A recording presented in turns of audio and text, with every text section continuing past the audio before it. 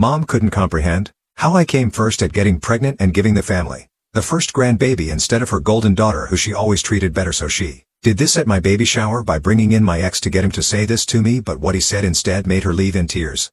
My relationship with my mom. I call her Jackie. It's an odd thing, really, because you'd expect me to call her mom like most kids do with their mothers, but she's always been adamant that Leah, my half-sister, and I never address her that way. I guess in her mind mom sounds like a title for someone older and she has just never been able to see herself that way.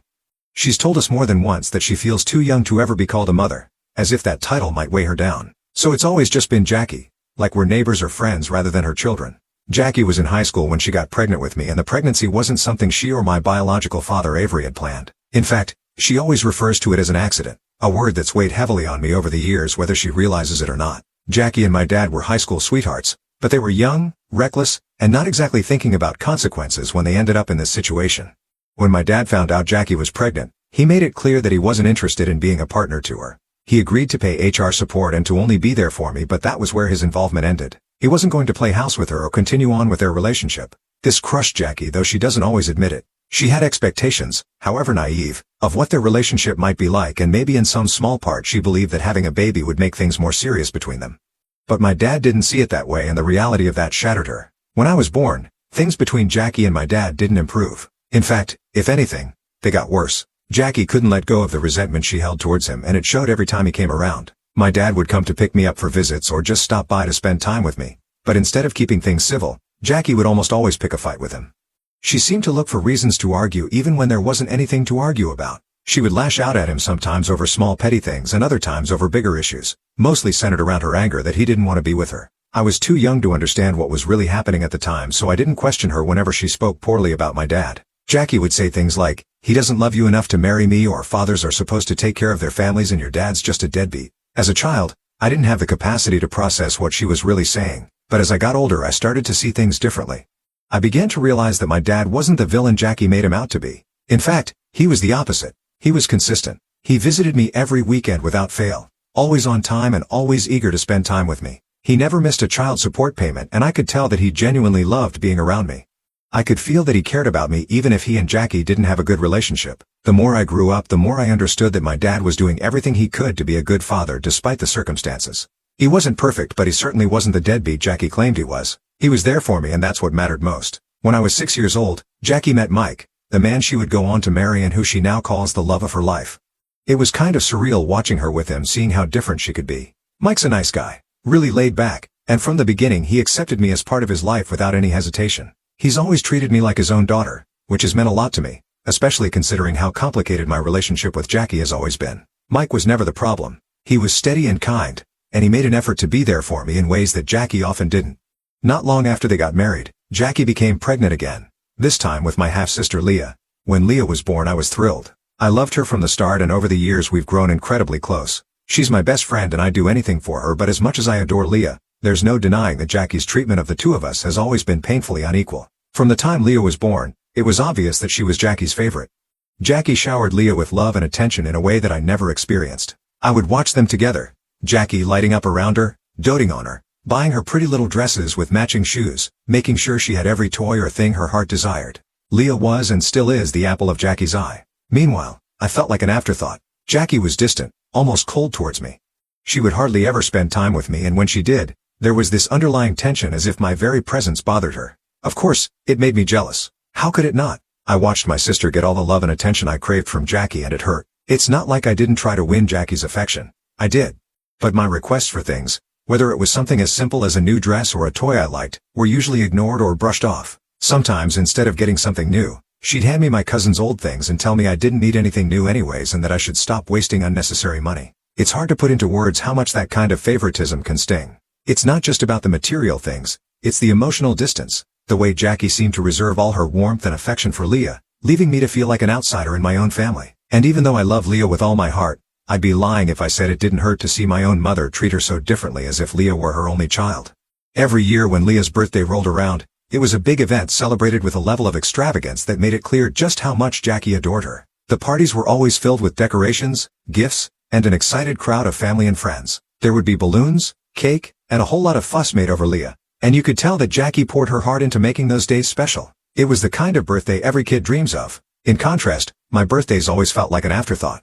I was never allowed to invite friends over for a party, not once. Some years the extent of my celebration was Jackie ordering a pizza and that was it. There was no cake, no decorations, no excitement, just a simple pizza delivery and the day would pass without much attention. I remember how much it stung to see the stark difference between the way Jackie celebrated Leah's birthdays and the way mine were barely recognized. It felt like another reminder that I wasn't as important to her, that I didn't deserve the same love or effort.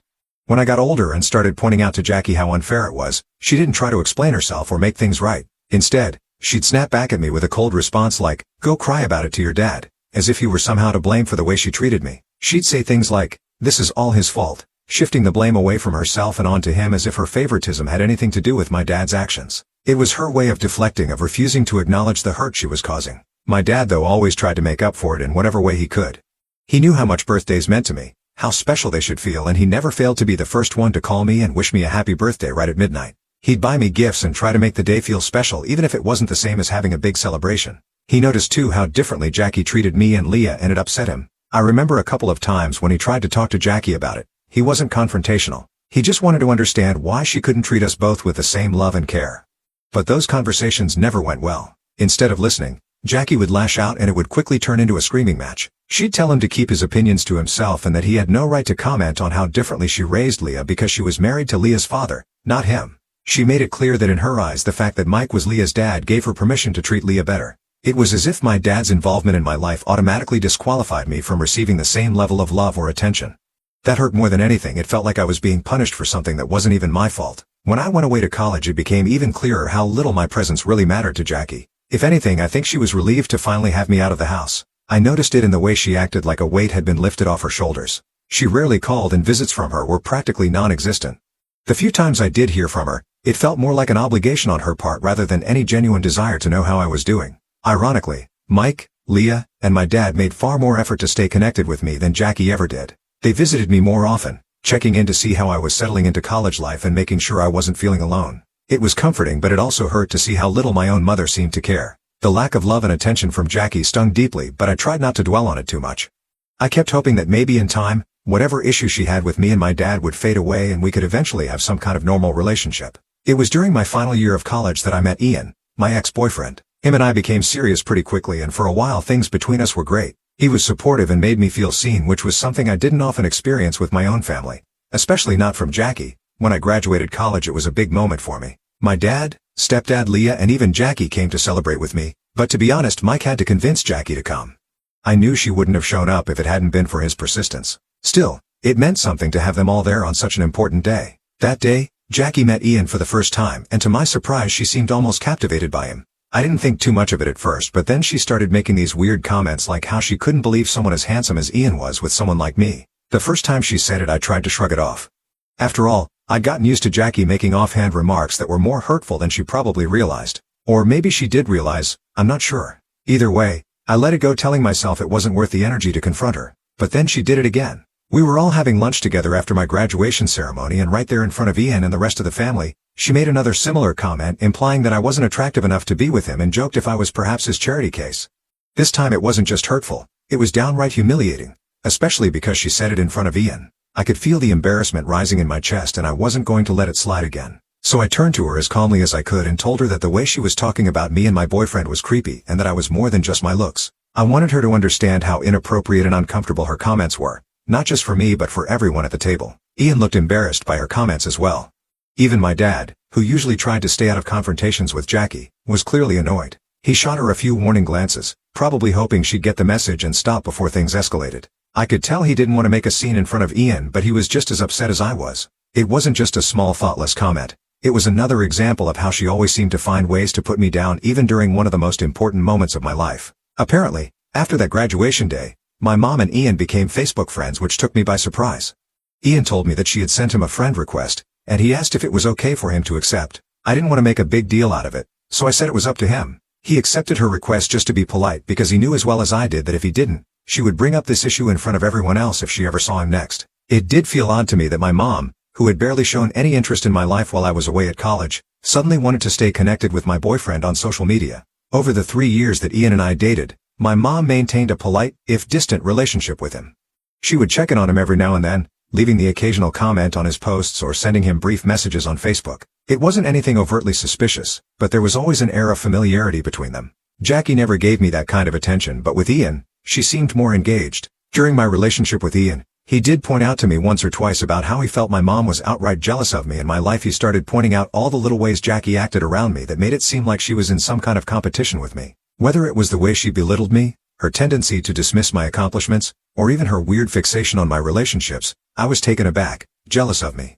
The idea had never crossed my mind, and I had always chalked up her behavior to general hostility or unresolved issues with my dad. But Ian was insistent. He could see it from the outside, the way she would subtly undermine me and how she seemed almost bothered by the idea of me being happy with someone or successful in my career. At first I resisted the idea. It was hard to accept that my own mother could feel something like jealousy towards me, but the more Ian brought it up, the more I started to notice the patterns myself, whether it was about my looks, my relationships, or even my achievements. Jackie always found a way to make me feel smaller. And when I thought about it from the perspective that maybe, just maybe, she was jealous, it all started to make sense. After that realization, I began to grow more cautious around Jackie. I found myself guarding my emotions more tightly, not letting her comments get under my skin as much. I wasn't sure what to do with the knowledge that my own mother might be jealous of me, but it definitely changed the way I interacted with her. I couldn't look at her behavior the same way anymore. What once felt like indifference or coldness now seemed more like a twisted sense of competition, and that thought, more than anything, made me distance myself emotionally from her even further. Ian and I broke up after 3 years of dating. Our breakup was pretty amicable. We both knew that while we cared about each other, our lives were moving in different directions, and it was time to part ways. We promised to stay friends, to keep in touch, but as is often the case, life got in the way. I got busy with my own life, and Ian did the same. Before long, we lost touch completely, and that chapter of my life quietly closed. Then 2 years ago, I met Phil and everything changed. He was and still is everything I could have ever wanted in a partner. Phil is kind and thoughtful and makes me feel valued in ways I hadn't experienced before. With him things felt right. We talked openly about our dreams and our future, and for the first time I started to see a real path towards the kind of life I wanted. A life filled with love, stability, and eventually a family. I'm truly happy with him. Something I don't take for granted. This year we found out I was pregnant. It wasn't something we had planned for right away, but it wasn't an unwelcome surprise either. Phil and I had always dreamed of starting a family, and while the timing may have been unexpected, the excitement was real. We were overjoyed and immediately began planning for this new chapter in our lives. First thing we did was get married. It was a small, intimate ceremony. Just close friends and family. Leah, of course, was my bridesmaid. Having her by my side on that day meant the world to me. Jackie, my mom, attended the wedding, but throughout the ceremony I could sense her disapproval, though I wasn't entirely sure why. She looked frustrated, like something about the whole event bothered her. Later, when we had a moment alone, she finally let her feelings spill out. She told me rather bluntly that she never wanted me to marry someone like Phil. In her mind I was making some kind of mistake by being with him, and then she went on to tell me how she had actually hoped I would get back together with my ex-boyfriend, Ian. I couldn't help but laugh when she said it. It was such an absurd suggestion, so out of touch with the reality of my life now.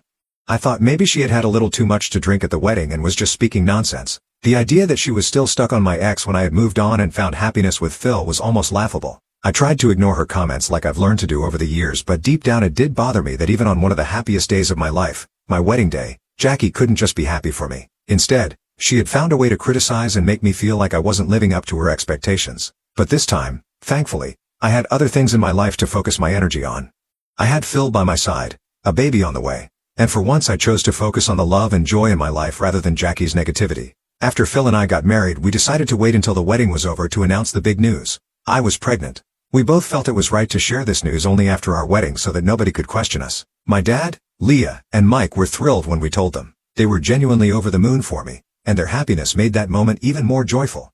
But as expected, Jackie, my mom, had to throw in her own brand of negativity, as if she couldn't just let me have that happiness without a sour comment. She started by questioning whether I was sure about having a child, making remarks about how I might regret jumping into motherhood without first enjoying married life with Phil for a few years. Her words took me by surprise. It felt like she was projecting her own regrets or unresolved issues onto me. I couldn't believe that even in this joyous moment she couldn't support me without making me second-guess myself.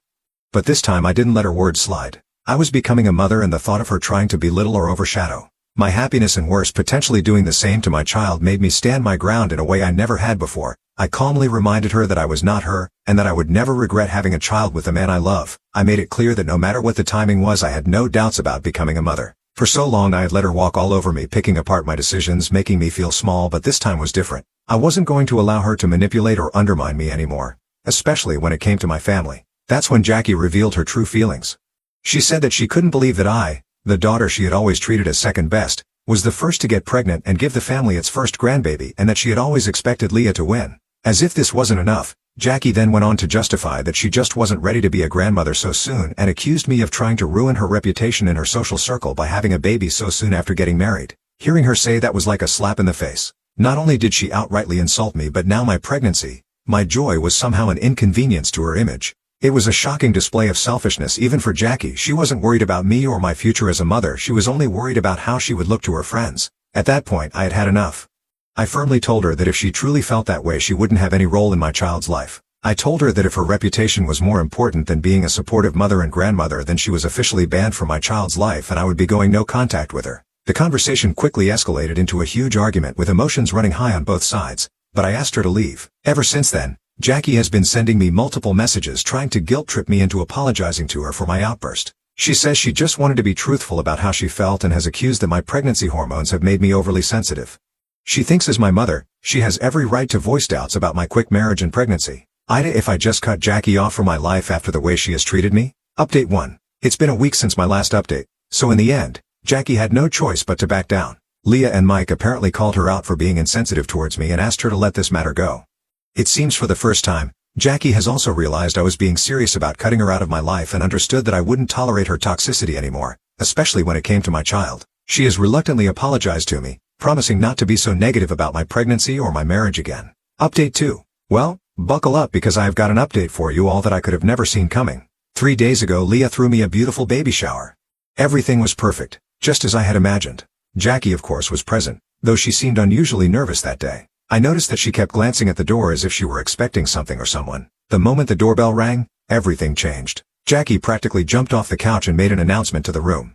She had a surprise for everyone. I had no idea what to expect. I thought it might be something small, maybe a gift or a guest I wasn't expecting, but I could never have predicted what would come next. To my complete shock, it was Ian, my ex-boyfriend. He looked beyond uncomfortable, clearly out of place, as my mom dragged him into the room, parading him in front of everyone like some bizarre spectacle.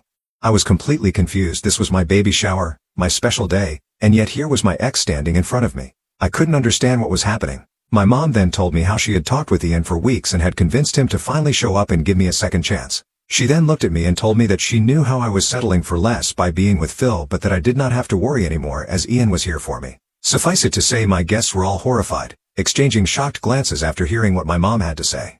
I kept looking from my mom to Ian, trying to comprehend what was unfolding. That's when Ian, looking both embarrassed and apologetic, started speaking. First, he apologized for interrupting the baby shower and told me how he never wanted to be here, which only added to the confusion swirling in my mind. Then he continued to tell me how my mom had hounded him on Facebook, sending him relentless messages, wanting him to profess his undying love for me. She was convinced that he and I were meant to be together and that I was making a terrible mistake by having a baby with Phil.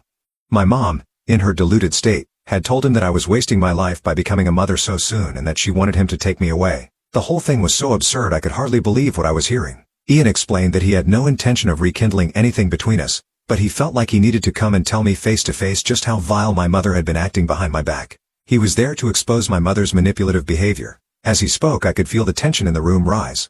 Everyone was staring at my mom, whose face had gone bright red with embarrassment. She had clearly never expected him to speak of her that way. Ian then turned to Jackie and with a firm voice he told her she needed to stop messaging him. He said she needed to move on with her life and had no right to sabotage my baby shower or my life. I could see the anger and humiliation on my mom's face, but for once she didn't have a snappy comeback or a defense.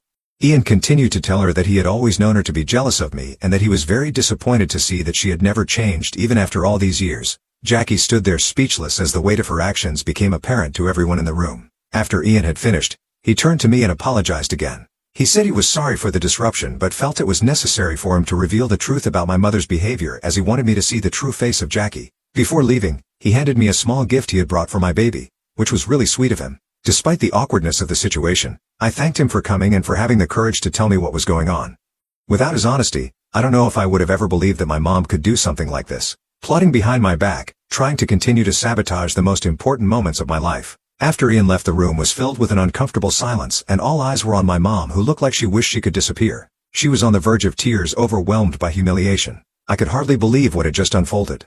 My own mother had tried to undermine me in the most hurtful way imaginable. That moment solidified everything I had long suspected, that my mother wasn't just difficult or critical, she was actively working against me, driven by her own insecurities and jealousy. Since then, both me and Leah have had no contact with Jackie. The rest of the family who were also present during my baby shower have spread the word around, and no one wants anything to do with my mom now. My dad has threatened Jackie to stay as far away from me as possible. I am still unable to comprehend the lengths my mother can go to try to sabotage my life. Update 3. It's been 8 months since my last update, and for everyone asking, our baby was born healthy and is doing well. Phil and I are great. Leah, my dad, and Mike have visited us several times, and we all meet up regularly. None of us are in contact with Jackie. Mike is currently separated from her. It turns out that after he found out and confronted her about everything, she refused to apologize to any of us and tried to justify her behavior.